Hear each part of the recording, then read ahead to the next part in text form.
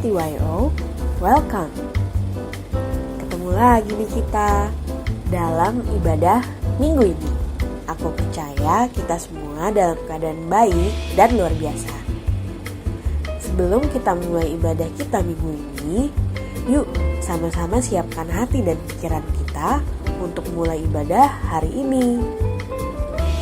Dan hari ini kita akan dilayani oleh Pastor Margaret Wu. Tapi sebelumnya, yuk sama-sama kita mau masuk dalam hadirat Tuhan. Kita mau sembah Tuhan sama-sama. Let's worship Him.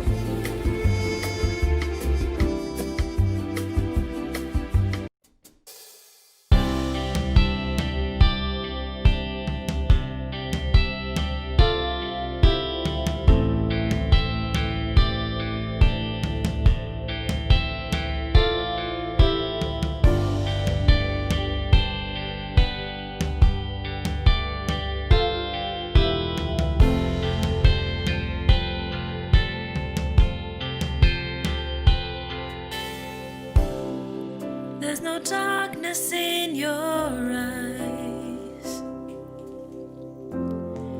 There's no question in your mind. God Almighty, God of mercy.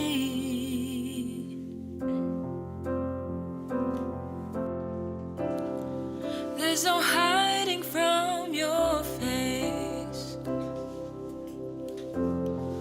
There's no striving in your grace, God of mercy,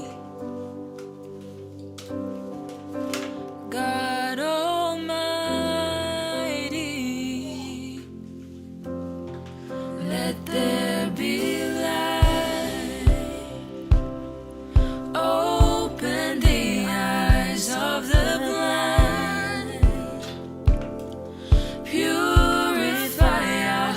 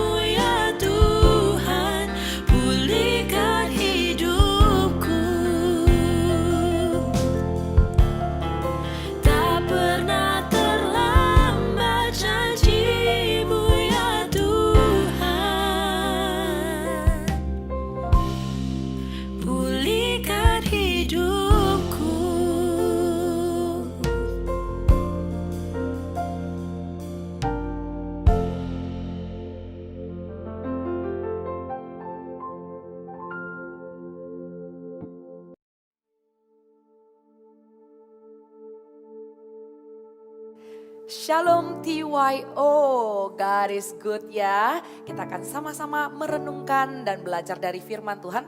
Tapi sebelum itu, mari kita berdoa bersama-sama. Tuhan Yesus, terima kasih atas kasih setiamu dalam kehidupan kami yang tidak henti-hentinya dan tanpa syarat. Dan hari ini kami mau mengambil bagian yang terbaik untuk duduk di bawah kaki Tuhan Yesus seperti seorang Maria. Dan kami rindu untuk belajar hal-hal yang baru yang Tuhan mau nyatakan dalam kehidupan kami. Berbicaralah, kami surrender waktu ini. Tidak ada satu detik pun Tuhan yang akan terbuang sia-sia. Terima kasih, bekerjalah Roh Kudus di tengah-tengah kami. Hanya di dalam satu nama kami mengangkat doa kami, yaitu nama Tuhan Yesus. Haleluya, amin.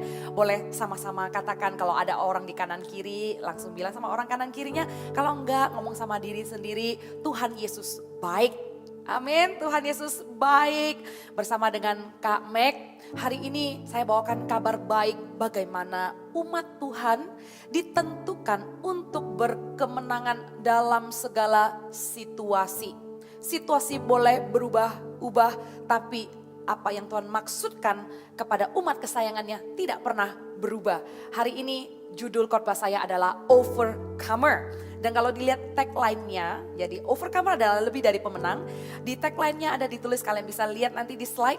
We cannot be overcomers without troubles to overcome. Artinya kita nggak akan bisa menjadi lebih dari pemenang kalau kita sendiri tidak menang dari masalah-masalah yang datang menghimpit kita. Jadi kita lihat sama-sama bagaimana bangsa Israel yang adalah umat pilihan Tuhan dihimpit, ditindas sedemikian rupa. Tapi selalu ada kemenangan yang Tuhan sediakan dalam kehidupan umatnya, terutama umat pilihannya. Di Keluaran, oke? Kita lihat sama-sama di Keluaran pasal yang 1 ayat yang ke-12. Inilah yang Tuhan lakukan. Sewaktu orang Israel ditindas, saya berikan latar belakangnya sedikit. Karena Yusuf bersama dengan keluarganya sudah menetap di Mesir. Dan dengan kepercayaan yang Firaun berikan kepada Yusuf, Yusuf menjadi pemimpin di Mesir. Dan keluarganya pindah, bertambah banyaklah orang Israel. Dan setelah Yusuf meninggal, raja pun bergantian satu dan kemudian yang lain. Dan sampai akhirnya satu waktu orang Mesir melihat banyaknya bangsa Israel di Mesir. Dan ketakutanlah mereka karena jumlah bangsa Israel banyak dan orang Israel mendominasi. Sehingga raja punya pikiran untuk membunuh setiap laki-laki, bayi laki-laki Ibrani yang lahir. Bayi laki-laki Israel yang lahir. Kemudian diumumkanlah di seluruh Mesir. Dan apa yang terjadi? Kita lihat ya ayat yang ke-12. Tetapi makin ditindas, makin bertambah banyak dan berkembang mereka. Sehingga orang merasa takut kepada orang Israel itu. Ayat ini akan kita bahas sama-sama. Sekali lagi saya bacakan ya, Keluaran 1 ayat yang ke-12. Tetapi makin ditindas, makin bertambah banyak dan berkembang mereka. Sehingga orang merasa takut kepada orang Israel itu. Makin ditindas, makin bertambah banyak, makin dihimpit, makin bertumbuh. Wow, gak ada yang bisa menghalangi janji Tuhan kepada bangsa Israel untuk tetap multiplikasi dan bertambah banyak. How are you, TYO? Ya, anak muda TYO, kalian adalah umat pilihan dan kesayangan Tuhan. Jangan sampai keadaan, situasi yang sekarang tidak mendukung bisnisnya orang, yang sekarang keadaan dan situasi tidak mendukung planning-planning yang sudah direncanakan. Oh, ada yang mau kuliah, ada yang rencana mau memulai usaha, ada yang rencana ini dan itu. Semuanya harus terpending, ya kan? Harus ditahan oleh karena seluruh dunia menghadapi sebuah yang namanya pandemi. Umat Tuhan, do not lose hope. Karena janji Tuhan untuk Anda menjadi overcomer. Dan dengan masalah yang menghimpit, dengan burden-burden yang ada maksud Tuhan untuk umatnya. Dan pastinya mendatangkan kemenangan.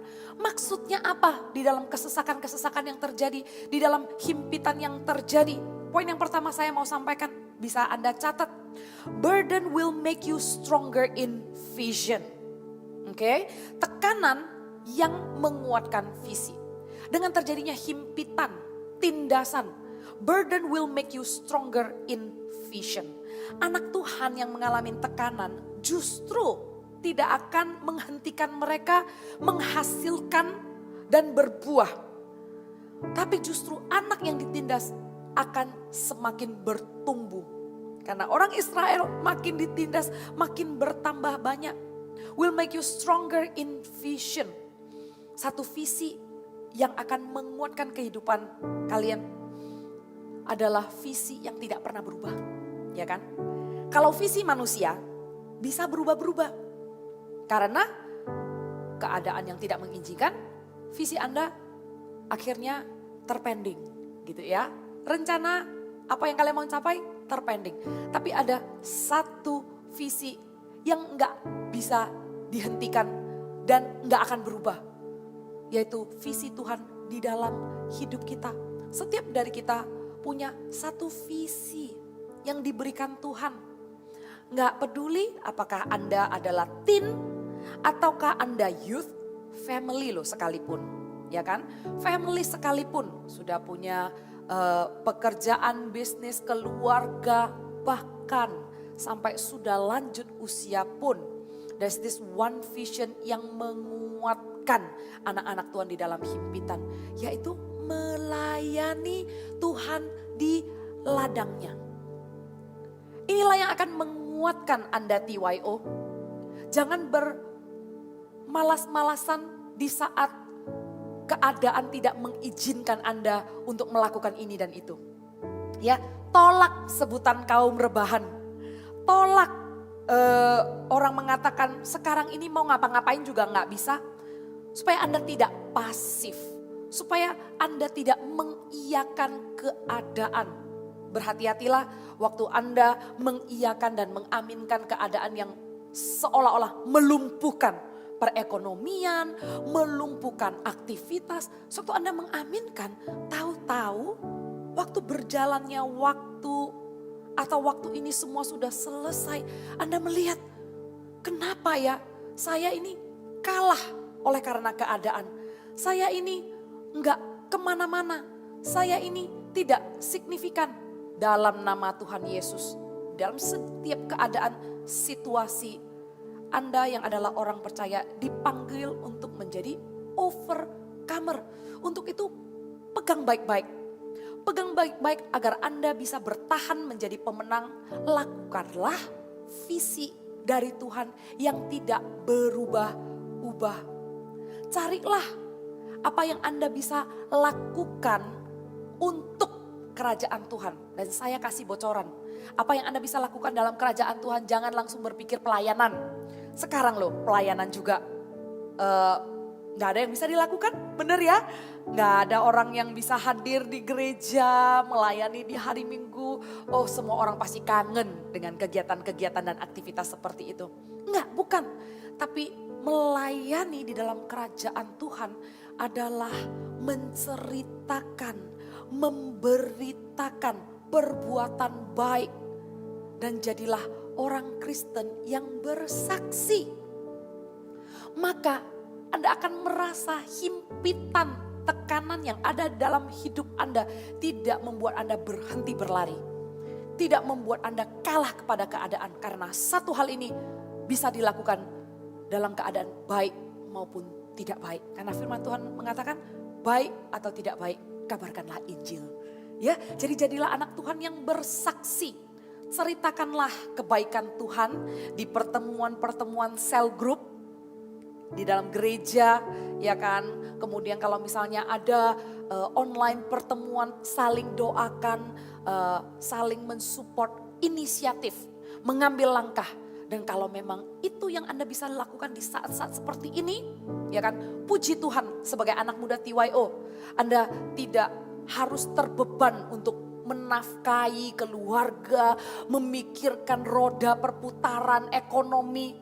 Tapi satu hal, anak muda TYO, fokuslah apa yang bisa Anda lakukan dengan setia melayani kerajaan Tuhan. Mendoakan orang lain. bersaksi.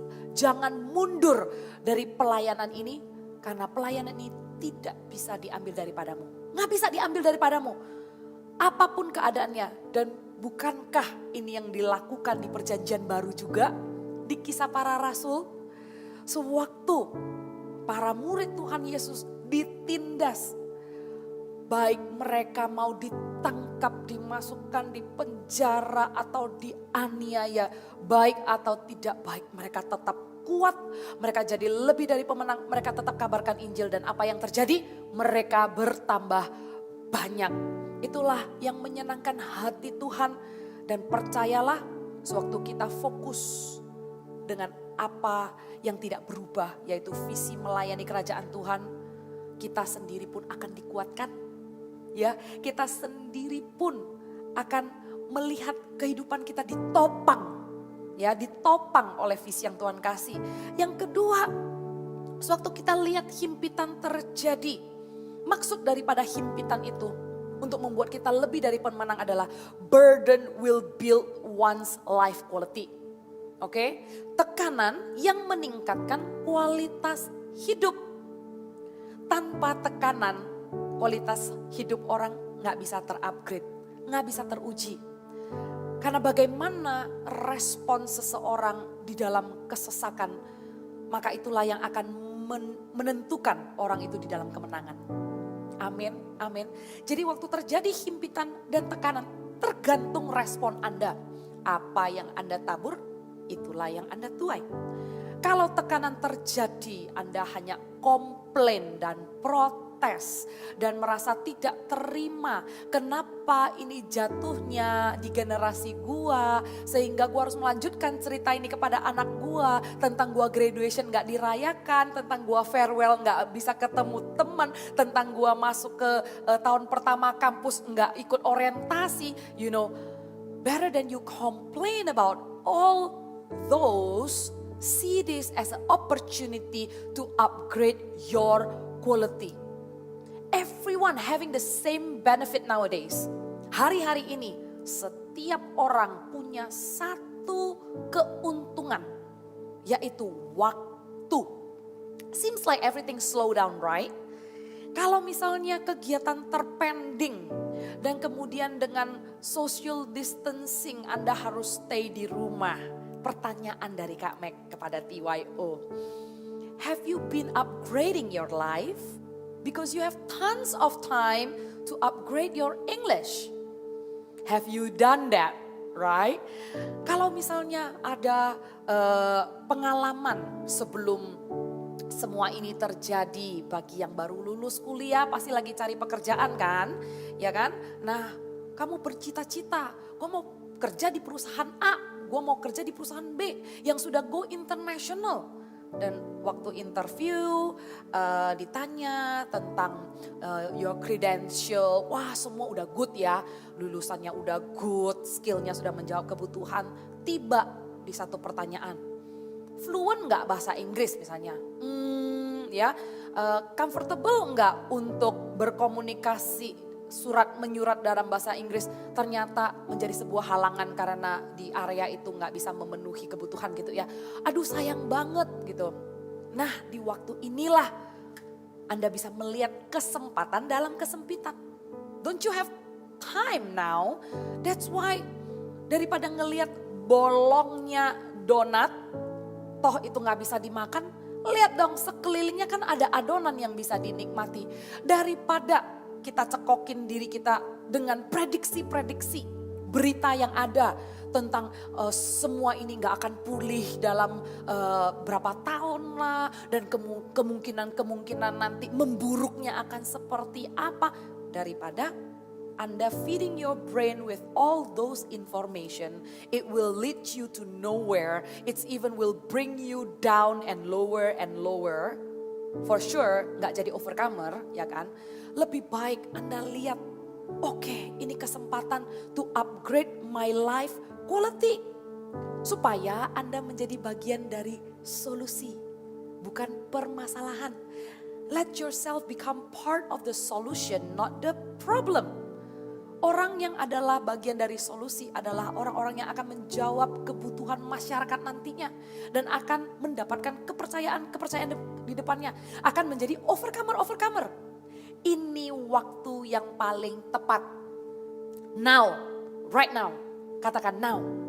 Ya, inilah waktu yang paling tepat untuk belajar melihat kesempatan so that you prepare for your future.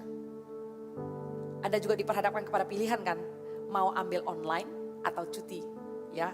Jadi kelas ada pilihan. Wah, kalau cuti enak juga ya. Soalnya kalau gua ngambil online, capek banget. I don't like it lah, gini. Boleh saya kasih nasihat kepada TYO? Don't waste time, oke? Don't waste time.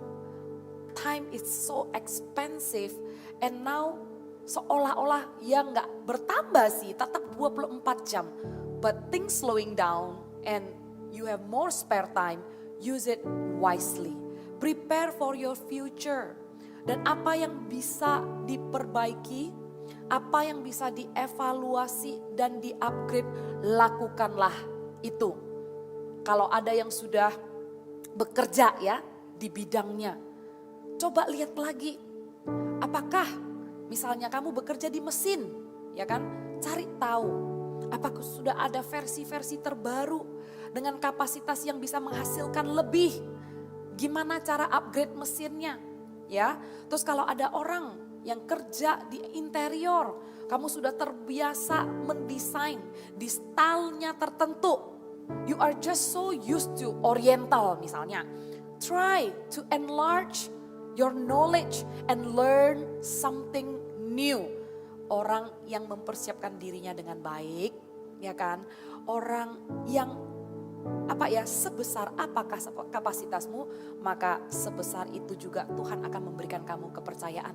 Tapi orang yang hanya bisa mengeluh dan tidak melihat kesempatan di dalam kesempitan ini, maka pada saat semua ini berlalu, orang ini gak akan menuai apa-apa.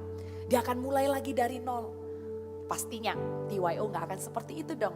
TYO akan memulai nantinya. Dengan Tuhan ya, setelah ini semua berlalu, Anda akan memulainya dari kemenangan-kemenangan yang Tuhan janjikan. Amin, amin. Dan kita lihat yang ketiga dan ini yang terakhir. Dari tekanan dan himpitan. Apa yang akan dihasilkan oleh orang percaya? Burden will test your faith. Oke? Yang pertama, burden will make you stronger in vision. Yang kedua, burden will build one's life quality. Yang ketiga, burden will test your faith. Siapa yang kamu lebih takuti? Manusia atau Tuhan? Di saat ini akan diuji. Tekanan yang menguji iman. Yang tadi pertama, tekanan yang menguatkan visi. Kedua, tekanan yang meningkatkan kualitas hidup. Ketiga, tekanan yang menguji iman. Intinya, bukankah tekanan baik? Bukankah Anda bersyukur jika Anda lihat dari cara pandang Tuhan, ternyata tekanan will not bring you down. What's not killing you will make you stronger. Amen. Cara pandangnya aja jangan salah. Jangan diaminkan tekanan-tekanan yang membuat Anda bertambah lemah, membuat Anda kalah. Tapi tekanan akan membuat Anda menang dan lebih dari pemenang. Yang ketiga ini dilihat dari ayat yang ke-17. Ya, waktu raja bermaksud untuk membunuh setiap laki-laki Ibrani yang lahir, ya kan? Raja memerintahkan bidan-bidan, ya, bidan-bidan yang yang memang tugasnya untuk delivering the baby, oke? Dan inilah firman Tuhan di ayat yang ke-17. Kita lihat sama-sama ya. Tetapi bidan-bidan itu takut akan Allah dan tidak melakukan seperti yang dikatakan Raja Mesir kepada mereka. Dan membiarkan bayi-bayi itu hidup. Bidan-bidan ini takut akan Allah. Karena kenapa? Tugas panggilan mereka harusnya delivering and give life to the baby, not killing and destroying the baby. Dan pastinya mereka tahu kalau mereka melakukan ini akan melawan Tuhan dan Tuhan pasti tidak berkenan. bidan-bidan ini takut akan Allah. Katakan sama-sama, takut akan Allah. Ya, bidan ini tidak melakukan seperti yang dikatakan Raja Mesir. They don't want to commit to sin, but they committed to obey God's word. And mereka tidak kompromi. Di saat himpitan datang, ya, pasti ada tawaran-tawaran yang menggiurkan supaya kamu keluar dari masalah. Kalau sejak masa muda, ya kan, sejak masa muda, kamu tidak latih imanmu untuk lebih takut kepada Tuhan, maka Anda sedang mempersiapkan, kejatuhanmu nantinya kalau kamu jadi kepala rumah tangga. Kalau kamu menjadi mama, menjadi istri dari seorang suami, menjadi mama dari anak-anak. Sewaktu kamu harus memperjuangkan keluarga, maka kamu akan menemukan kesulitan untuk tetap hidup di dalam ketetapan Tuhan. Untuk itu bangun sejak masa muda, agar tidak kompromi dengan tawaran-tawaran yang memberikan solusi sementara. Solusi sementara yang hanya membuat kamu keluar dari masalah, tapi solusi itu membuat kamu berontak dan melawan Tuhan. Tolak. Bertahanlah di dalam kebenaran. Jangan melawan apa yang tidak berkenan. Jangan melawan Tuhan dan jangan melakukan apa yang tidak berkenan di hati Tuhan. Apa yang bidan ini lakukan? Mereka tidak mau melakukan apa yang raja minta. Dan raja tahu akhirnya bidan ini tidak menurut perintah raja. Dan raja tanya, kenapa? Mengapa kamu berbuat demikian? Ya kan? Kemudian bidan ini menjawab pertanyaan raja dan kemudian Allah berbuat baik. Allah berbuat baik. Kalau Anda mau Tuhan campur tangan di dalam kehidupan dan Tuhan turun tangan membawa kamu keluar dari masalah, maka kamu sendiri berhati-hati. Jangan turun tangan dan mengotori hidupmu yang sudah Tuhan tebus. Karena Tuhan tidak sharing kekudusannya dengan dosa. Karena Tuhan tidak berbagi kemuliaan yang Tuhan mau datangkan dan kemenangan, pertolongan yang Tuhan mau berikan dalam hidupmu. Tuhan tidak berbagi dengan cara-cara yang salah. Tuhan tidak berkenan kalau Anda mencari alternatif. Apakah dengan kesulitan ekonomi yang menjebak, Anda harus bertahan hidup. Kemudian ada tawaran untuk menjual barang-barang yang tidak halal. Apakah dengan penipuan? Apakah dengan kecurangan? Berhati-hatilah. Kalau Anda lebih takut dengan surviving, dengan bagaimana bertahan hidup, Anda memilih untuk tidak takut akan Tuhan, maka solusi sementara yang kamu nikmati, apa yang ditawarkan oleh dosa akan mendatangkan maut. Karena upah dari dosa adalah maut. Bukan saja Anda menjadi overcomer, tapi Anda kalah oleh keadaan, jatuh semakin jauh, terpuruk semakin jauh. Kebenaran Tuhan berbicara hari ini, Anda sendiri mendengar bahwa tekanan, tindasan, himpitan yang terjadi di dunia ini tidak merubah kebenaran bahwa umat Tuhan, umat pilihan, orang percaya dimaksudkan untuk menjadi lebih dari pemenang. Dan saya berdoa agar sudut pandang melalui firman Tuhan yang disampaikan hari ini, Anda dengarkan baik-baik, Anda imani bahwa tekanan ini akan membuat visimu semakin kuat. Don't lose hope. Tekanan ini akan membuat kualitas hidupmu semakin di-upgrade, tidak disia-siakan. Pakai waktu dengan bijaksana. Dan juga tekanan ini membuat pengenalanmu akan Tuhan semakin kuat. Iman Anda juga diuji karena Anda hidup takut akan Tuhan. Bukan takut akan masalah, bukan takut akan manusia. Mari kita berdoa bersama-sama. Kita minta kekuatan dari Tuhan yang melampaui akal budi dan akal pikiran, supaya pertolongan Tuhan juga tepat pada waktunya. Tuhan, kami serahkan firman yang sudah kami dengar ini agar benar-benar jatuh di tanah hati yang subur, sehingga benih ini berakar kuat dan pohon yang tumbuh adalah pohon yang menghasilkan buahnya.